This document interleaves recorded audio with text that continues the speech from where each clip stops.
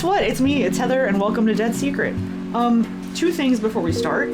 I have played this game before, but it was like at least 5 years ago on stream. So I vaguely remember it, but not really. But it's spoopy season, and I remember this game being spoopy, so we're gonna play it.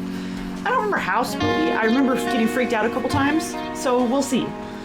Number two, I opened this game the first time, just now, the first time, not before the first time, and could not get my mouse out of the game, and the game didn't act like it was open, like I couldn't alt-tab to it. So I had to sit here and fight with it for like 10 minutes. But everything's fine now, I hope. And we're gonna play the game. Can I like get rid of my... Okay, it looks like I don't, because I reinstalled the game. Like I didn't have the game installed. Okay, we'll just start and see what happens. We'll see what happens. This is Dead Secret. Let's go. Is that my car? I don't remember. I'm scared. September 25th, 1965. Ferris Bueller was found dead in his study 5 days ago. Okay. Nobody believes me, but I Ferris think he Bueller was murdered. found 5 days. This house in the middle of nowhere holds the secret. The dead secret? Story hiding here, and I'm going to cover it. If I'm right, there are 4 major suspects. Okay. Who are they? Graham Wellington. Okay. Josie Herrera. Cynthia Peckman. Bobby Sawyer. I'm not leaving until I find out what... I'm sitting here going, why do these people look familiar? Because I played this game before. But I feel like I saw them in other stuff. Josie Herrera. The other thing is, usually I play games over here, but this one will only open on this monitor. So that's why I'm looking this way this time. It's me! Oh.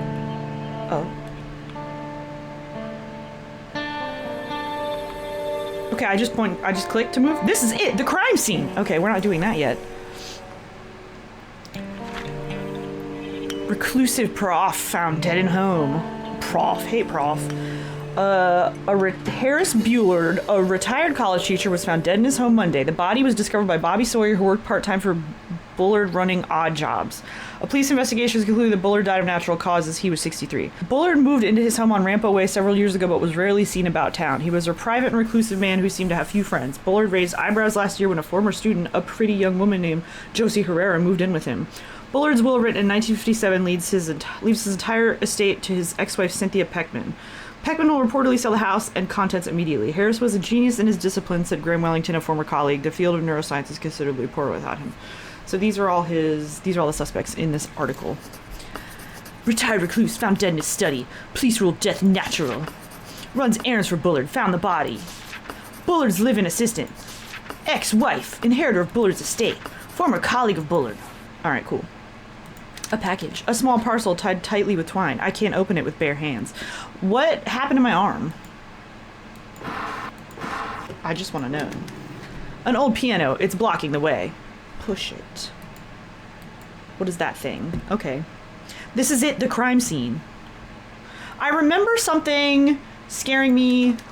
Wait, this isn't the crime scene. I remember something scaring me on stairs. That's all I remember. I remember turning around and being like, ah! And that's it. That's all I remember. I'm sure this door leads to the room where Bullard's body's found, but it's locked. All right, time to go. Let's go. Okay. They sure aren't wasting any time selling off Bullard's stuff. Yeah, what's up with that? Oh, it's like a candle thing. All right. Do I have like an inventory? Tab. Nope. Oh, tab. Objectives. Quit him. Oh, okay. Tab is the... Okay. Collected documents. I have nothing. I have a newspaper clipping. What is my miscellaneous? What is this? Oh. On or about September 18th. Autopsy performed at Logan Hospital. Failure of the pancreas due to age. Subject was found approximately 2 days after death. Elevated glucose evident blood scream. Okay. Blood under fingernails. Evidence of significant dehydration. Okay, blood under fingernails, though? That seems...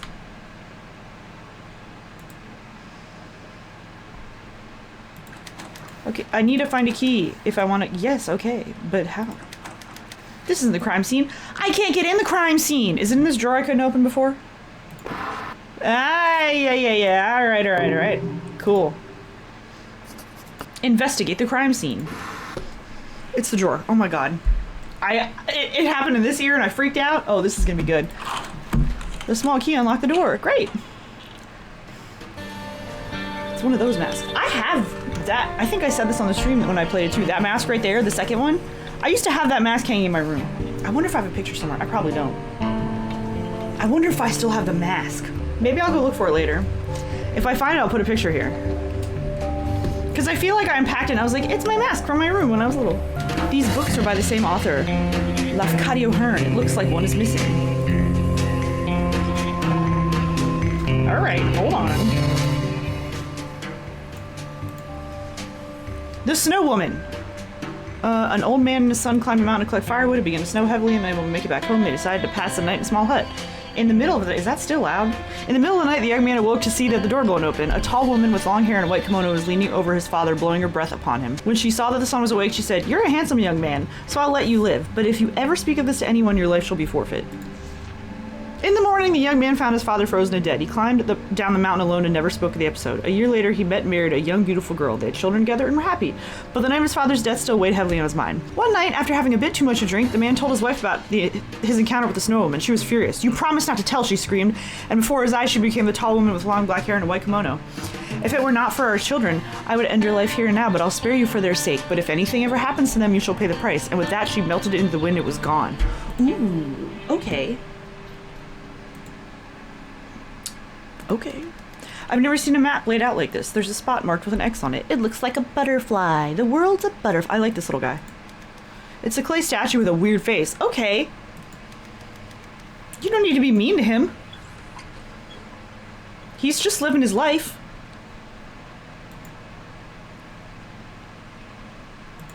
North. Take it. Okay, don't. Harris Bullard, I'm Woodcutter. Your past is caught up with you. It's over. Oh. Who's Woodcutter? Threatening Bullard. Oh, who's Woodcutter? Oh, shit. Scissors. A pair of scissors. I can use these to open that package in the room. Thank you for saying that, because I would have forgotten. Something's typed out here with the paper so far in the feeder I can't pull it out. Well, there we go. Got it. Writing about Ouija boards in 1852, William Benjamin Carpenter was the first to describe the phenomenon known as the ideomotor effect. I was going to say ideometer, but it's not meter. The ideomotor effect occurs when the subconscious mind takes control of the body without the conscious mind realizing it. I keep wanting to say ideometer. Ideomotor action is distinct from other forms of voluntary action because responses are driven by existing knowledge and perception. The Ouija board, Carpenter suggested, is a clear manifestation. The participants unwittingly move the planchette because their subconscious mind is guiding them. Another example of this phenomenon is dowsing. The practice of using... Oh, hold on. We weren't done with that yet. Another example of this phenomenon is dowsing. Okay, yeah. To locate water or other materials buried underground. The dowser holds the instrument in both hands and allows it to lead him forward until it points down at the ground, seemingly by itself. For centuries, dowsing was believed to be a form of magic or witchcraft, but we now know that it can be explained by the ideomotor effect. Am I saying that right? I don't even know. The dowser's subconscious mind is highly sensitive and is able to recognize cues in the environment of which his conscious mind is not aware. When these cues hint at the location of water, the subconscious mind takes control of the dowser's hands and causes him to rotate the rod to the ground. Since the conscious mind is not involved in this operation, the instrument seems to move on its own, pulled as if by some magical force. In reality, it's the dowser himself who's divining. His subconscious mind is responsible both for the detection of buried materials and for the motion of the rod. My research seeks direct access to the knowledge stored in the subconscious mind, complete unfiltered linkage between the sensitive unconscious and the logical conscious. I call this state idea focus. Cool.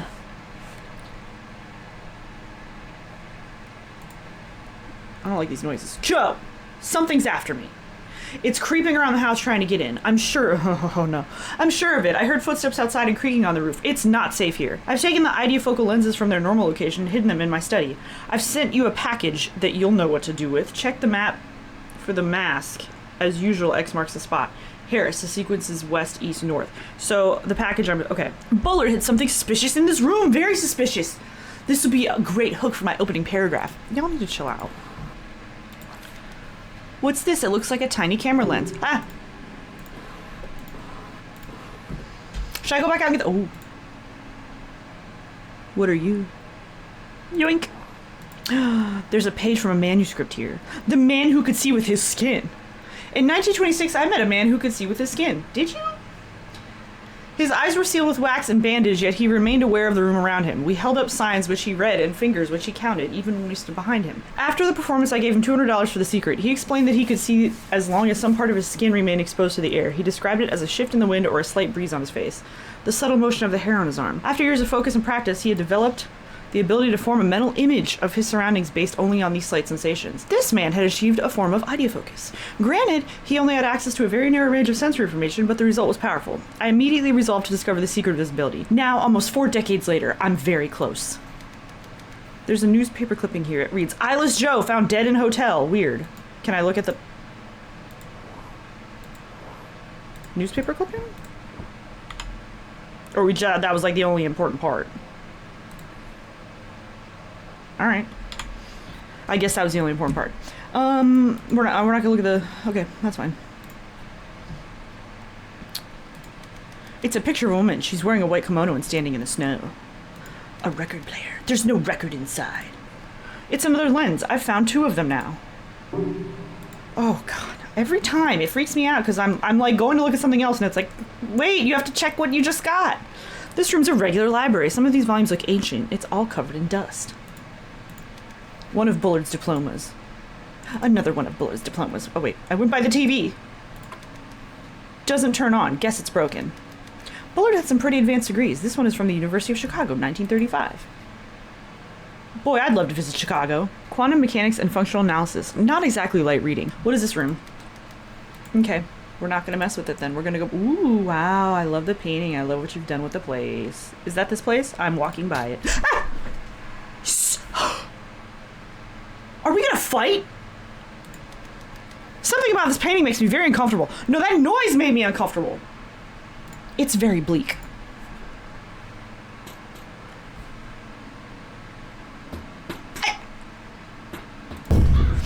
It's a bird! It's a plane! It's a motherfucking bird! Okay. It was a bird. I know more shit's gonna happen. Hey! Hey! Ah! Yeah!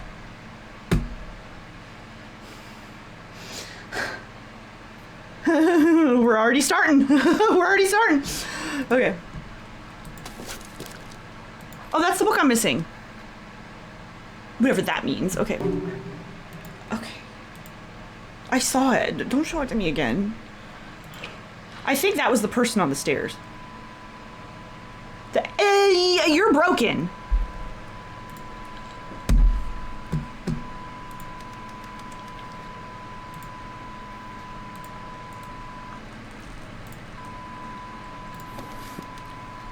I can't push the book all the way back. It feels like it's hitting something. Wait, there's something jammed way back there. It's a flat triangular wedge. There's some sort of foreign writing on it.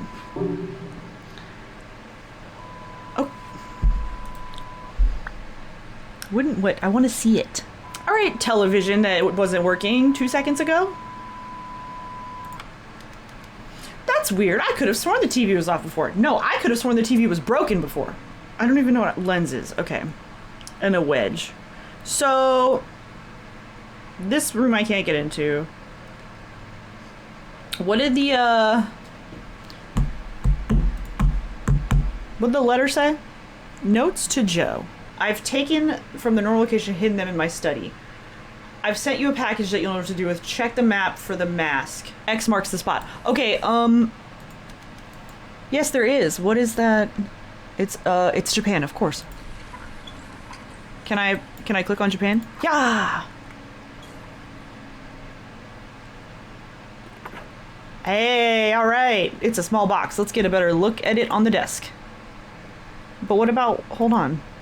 Was there something else in there? Okay, it was just laying on a pillow. I was like, hold on. Okay, so this tile that we have... One of the buttons is missing. Are these directions? Is that north? We have to press these. Okay, let me put the little wedge in.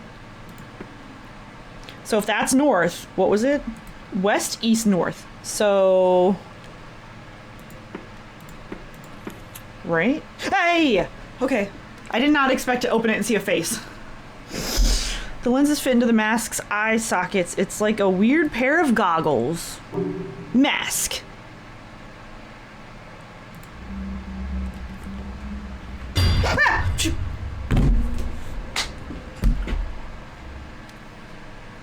Who was that? I don't know. Didn't get a good look because I just heard a noise and saw someone and was like, yeah. Okay. I really wish I had a recording of the stream so I could see how I reacted then. Was there something more to this painting? I didn't have a camera, so I didn't look as stupid. Just a little stupid. There was a page shaped to the back. Josie, if you're reading this note, then something must have happened to me. I may be dead or missing. If so, you're the only person who can save our research. Oh, what were you guys researching? The idea focus? The truth is, I'm being threatened. It started before I left the college. I get notes every few months from somebody calling himself Woodcutter. What he wants is access to our research. He wants me to turn over our plans for the lunar dream apparatus. Josie, my life is in danger. Woodcutter knows things. Secret things about my past that nobody should know. I'll not yield to simple blackmail, but lately the threats have escalated. I'm sure that I'm being watched at the house. Me too! I sometimes hear things on the other side of the wall. Yesterday, with the mask on, I thought I saw somebody reaching for me. It's a warning from my subconscious. I'm no longer safe here. I've locked our research away in the safe upstairs. I want you to retrieve it and leave. Destroy everything before you go. Burn the house down if you have to. Just get the research and get out of here. Head for the big city where it's easy to hide. Okay. Did she get away? I'm counting on you, Joe. Don't let our work fall into their hands. Harris. Blackmailed by Woodcutter. Primary suspect. Ordered by Bullard to destroy their research and split. I knew there was more to this story. Whatever Bullard was mixed up in, I bet there's evidence. In that safe. Who is Woodcutter? Open the safe upstairs. Does that mean I can go? I don't like turning around. And you can play this game in VR? No. No. My hunch was right. Bullard's death is definitely fishy. Better stop and review my notes. Okay. Was found by Bobby. That's it. Uh-huh. Bobby ran odd jobs for Bullard. Could he have done it? He certainly had the opportunity. Bullard was scared. He was worried about losing his secret research. Not his home. He's like, burn the house down. Blackmail. I knew this would be a scoop. Somebody wanted Bullard's research. He must have been killed for it. Bullard was being watched by this author. That's it. Woodcutter. What's that supposed to mean? This is the kind of juicy detail I came here to find. I don't know. This sounds dangerous. We're here by ourselves. Okay, to sell the story, I need some real evidence. Let's go check out that safe upstairs. Let's not. Let's leave. Let's get out. These are the stairs. These are the stairs. No. These are the stairs.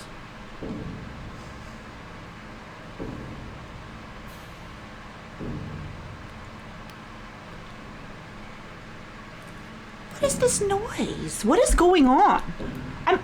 Yeah, that was me! That was my shoulder! It's like you come out of one of the rooms and turn and there's the person with the mask on the stairs. Left or right? I don't know. Left. I'm gonna punch a ghost. I just played Burn It Down the other day and I wanted to punch a ghost, so I'm just punching ghosts now. Press tab. There's my goggles. Hello. All right. Nice to meet you, I guess. What do we have here? Dear Diary, today's an anniversary. It was 5 years ago today I found Dad's name on an old research paper at the U of C. He had written it in 1933, 8 years before I was born. I didn't know he'd gone to college. I never really thought about his life. He was just a name on my birth certificate. Dad ran out on Mama after the war. He'd gone off to fight and just never came back. When he stopped writing, Mama thought he'd been killed. I remember her crying at the kitchen table. The war ended, life went on. Mama died without ever finding out what had happened to him. I used to hate him, hated the idea of him, hated my mother a little bit too. I figured Dad was just a deadbeat who ditched Mama because he didn't want a kid. But when I found his name in the library, something changed. I couldn't stop thinking about him. Deadbeat dads don't study physics, do they? What is he doing now? What does he look like? Is he married to somebody else? Deadbeat dads don't study physics, do they? No, deadbeat dads or deadbeat dads or moms do anything else but take care of their children. So deadbeat dads could do physics. He just doesn't take care of the kid. I traced him here to Kansas, but finding him is taking longer than I had expected. Is he your deadbeat dad? And everyone's like, ooh, a young lady moved in with him. Ew. This window's painted shut. Oh. So I can't run out of it? if something comes after me. Great. Can I look in this night's... Damn. I mean, I guess this is the important one. It might say reporter on my desk, but I spend most of my time at the Standard making coffee for my editor. I'm tired of writing the gossip column. This story is my shot at the big leagues. When I prove that Bullard was murdered, all the big papers will come calling. I'll finally escape this backwater town. Good. This is it. The chance I've been waiting for. Cool. Is that in my thing now or no? Musings. Okay. Okay, so what's up with this thing? What happened to my arm also? I just want to know. Ha! Okay. Stop. How's it going out there? Hey? Alright. Not much of interest. Okay. Just making sure.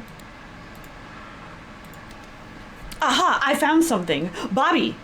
Here's your latest chapter all typed up. I think this story's becoming very interesting, and I'm sure you can get it published. I hope you don't mind, but I made a few edits and inserted a few details here and there. I'm looking forward to your next chapter. Cool. The Crystal Cave by Bobby Sawyer. The man had been dead for hours when they found him. He'd crawled halfway up Sarah Johnson's porch steps before coming to rest just outside the door, his feet dangling off the edge like spaghetti that somebody had cooked too long. Old Sarah just about keeled over when she saw him. The man was inked. Weird lines crisscrossed every inch of his skin like Indian war paint. Even his eyelids were marked. The tattoos made him look like some African shaman out of National Geographic, except he was white and was wearing work overalls 2 sizes too big. Jimmy, the only cop on duty at 6 in the morning, thought maybe the man had escaped from a chain gang. Jimmy was never the sharpest tool in the shed. Detective Henderson, though, he's as smart as a whip. He had photos taken of the body, all naked and everything. He put the pictures up on the wall at the little station in the middle of town and started moving them around, turning them this way and that, until the tattoo edges started to line up. Took him 3 days, but he put it together just like a jigsaw puzzle until the thick lines all connected to thin lines and the overall shape became clear. Would you believe it? It was a map. When the coroner cut the man open, he found his insides were all twisted into the same map. Ooh, and when they sawed into the man's bone, they found the map there too, etched into the marrow like rings on a tree stump. Well, that's how we first found our way to the cave. Ooh, that's so weird. Ooh, his bone. How? Bobby, more of this book, please. Helping Bobby with his writing. Are we gonna get more chapters to this? Because I want to know what's up with like the insides and the bones and stuff. Must be Josie Rivera's room. Josie's about my age, I guess. She said she was only Bullard's assistant, but the spinsters are all sure it was something more. Or he's the deadbeat dad.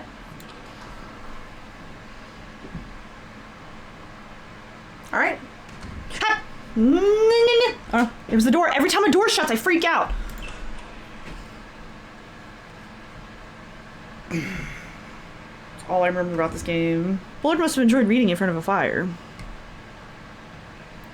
What are you? It's a plate with a circular dial. Oh, amusing. Okay. Bill told me to cover Bullard's death, but he's just looking for gossip about the young assistant. Oh, yeah. I took it seriously, did the research, followed every lead, like a real journalist. I was gonna say like a good reporter. It paid off. I found something everybody else missed. A note, a half-thought, scribbled in the margins of the coroner's draft report. I was gonna say no one looked at the coroner report. The coroner report. In summer. I don't trust it. I don't trust it. Put your lamp on a table. Someone knocked over this lamp. No useful evidence here, just boxes of clothes. Here's the safe, but it's locked. Well, yeah. That's usually how safes work. Like, I didn't expect it to be open.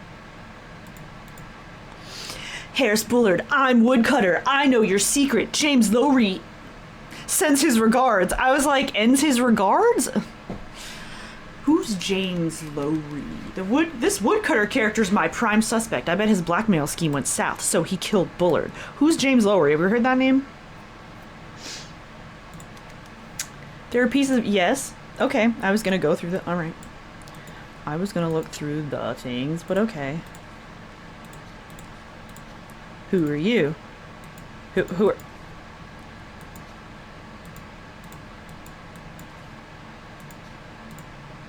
Okay. It's a photo of 2 men on a ship. James Lowry and Harris Bullard. There's James Lowry. Okay, so that... James Lowry sends his regards. Blah. Oh, I have to equip my goggles. That's right.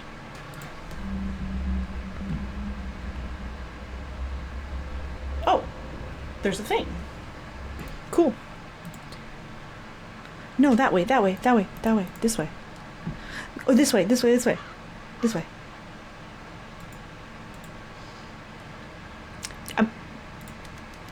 Bullard's bed. Yes, I know. You want me to look out the window. I don't... No. H. Bullard Daily Log. We did a test run of the ideofocal lenses today. At first, we did not know how to interpret the results, but now I believe that they're working better than we had anticipated. Instead of an unfiltered stream of sensory information, what we're seeing is subconscious memory. The lenses distort in response to visual stimuli that the wearer has some knowledge of. They see what my conscious mind cannot. Josie proposed that what we're really doing is mining dreams. Dreams are, after all, a form of ideofocus. A time when the subconscious comes forward and shows us truths that we might not otherwise recognize. What we're striving for is unrestricted access to dream thought. As a control mnemonic, the mask works pretty well. I could tell that Josie was dubious at first, but now she understands. Subconscious thought is potentially dangerous to the subject. We'll need a physical object to enable the mind to compartmentalize, providing the wearer with some degree of cognitive protection. A permanent augmentation will require a much larger apparatus. We'll need some other kind of focus mnemonic to help the brain control the deluge of dream information it'll receive. Something large and ubiquitous. The moon, perhaps. The lenses in this weird mask. Dream thought? The moon? The room is like a tomb. The air's so stale I can barely breathe. Great. So that's it in here. So I can use that to look for...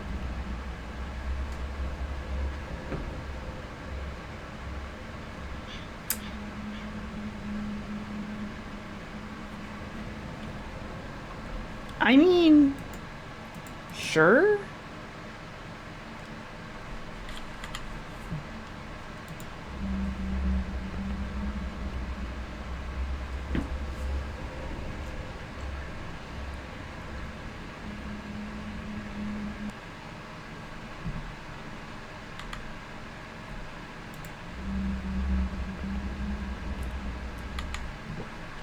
Okay.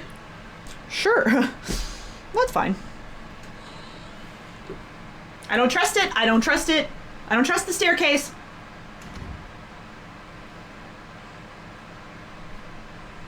Okay, so how do we find the safe combination? Oh wait, I have that thing now, don't I? I can go over here. Thank you. Okay, no,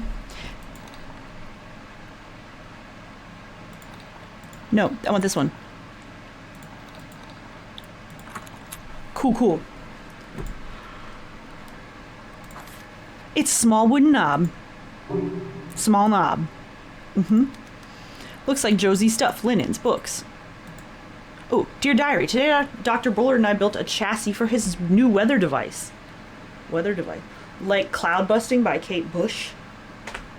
Weather device? Sorry, I can't hear weather device and not think of that video.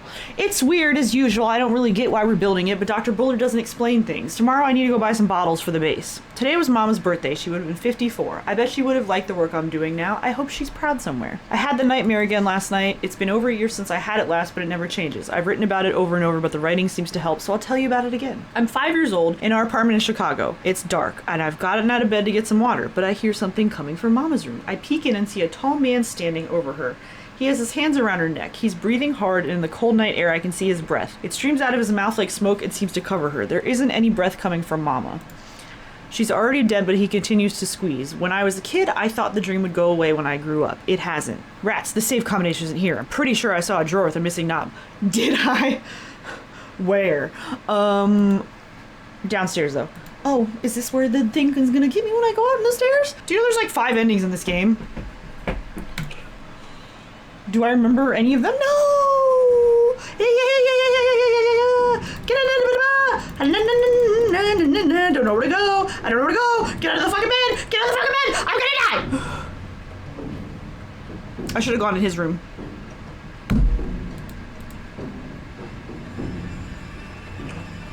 I'm gonna die!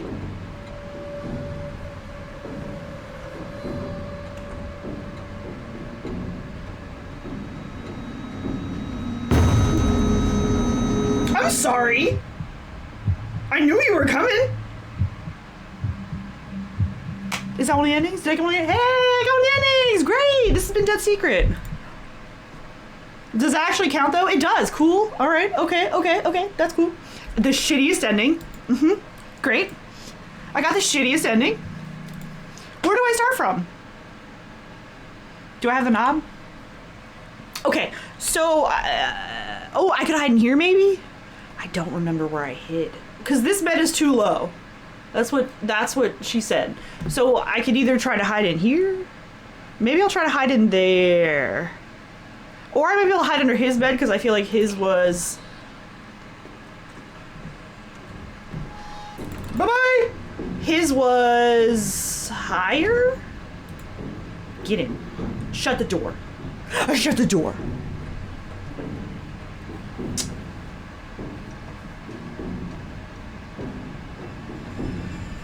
Please, please don't. Please don't. Please don't. Please don't.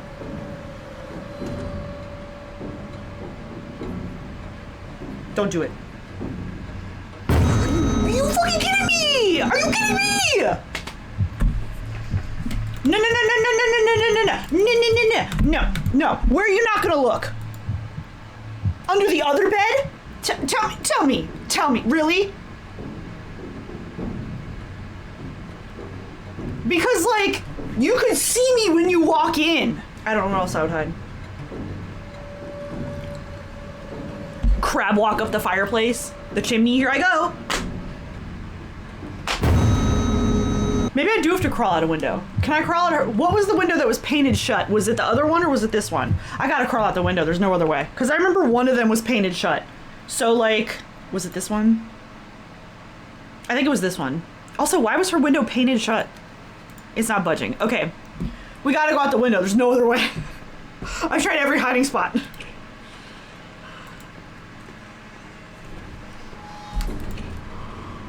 Quick! Oh, that one's cracked.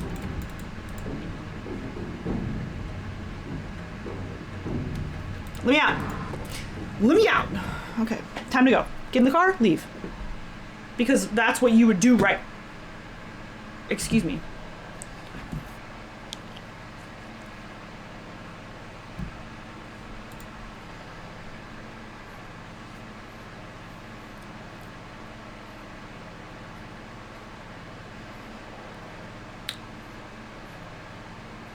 Hello. Hi. Hey. Ah! Shh. What is my problem? What is this place? Which way should I go? I don't know. Wait, there's another one over there. Let's follow these. Nope. Apparently not.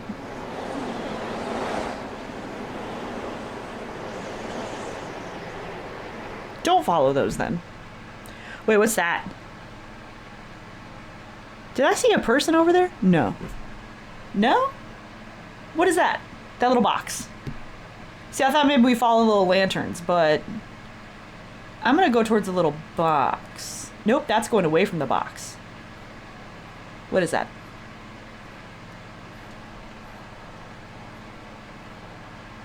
Hello, friend. I wanna go to that. Okay, the crow's here. We want the crow's good. What's up, friend? Okay. What are you? What are you? You right there. Crow? Wait, what's happening? That's not a crow, that is a clapping monkey!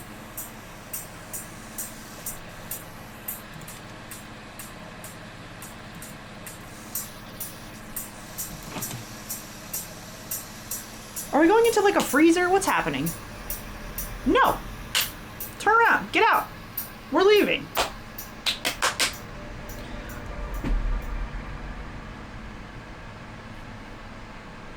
Do you like how at the beginning of this I was like, I don't remember being that scared when I played this game? What the fuck was I doing then? Because now I'm like, I don't even have the goggles on, sir. I can't put them on. I don't... Are you my friend?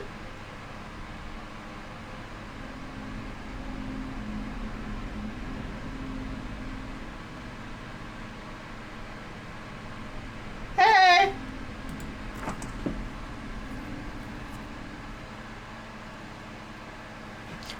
Alright, that was... Yeah. Are they up there looking at me? Haha, loser, you can't follow me down the window roof thing. Apparently. That man in the raincoat, was that the... Oh, I better get this axe. Damn it. Oh, that's right, my arm's messed up. Shit, kick it. Fucking kick it. Wait, what? I won't be scared off that easily. Okay, okay. I would be. I would be gone. I would be gone. With my arm messed? No, I'd be gone. Run away. Is this another ending? I need to get out of here. I'm in over my head. I've got to make a break for it. Good go. I'm not getting killed over some stupid story. Ending S. Smartest ending. I'll never know what really happened to Harris Bullard. I was a fool. No story's worth risking your life. True. I'm stuck here in Kansas writing the gossip column. I'm sorry. I don't want you to be. But I guess I can live with that. Here's my thing. I might have to start over. Here's my thing. Call the cops or something and just be like, hey, this thing was chasing me. All right, fine. It wasn't ending S for smart. I know ending S does not mean smart. I'm just saying. Continue. Will you let me continue there? Oh, nice. I must have hit my head.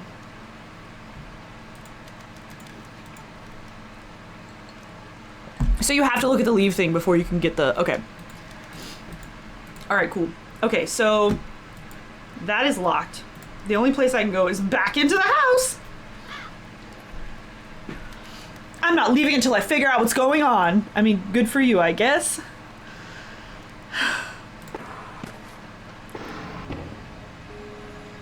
Like, now we're in the house with it.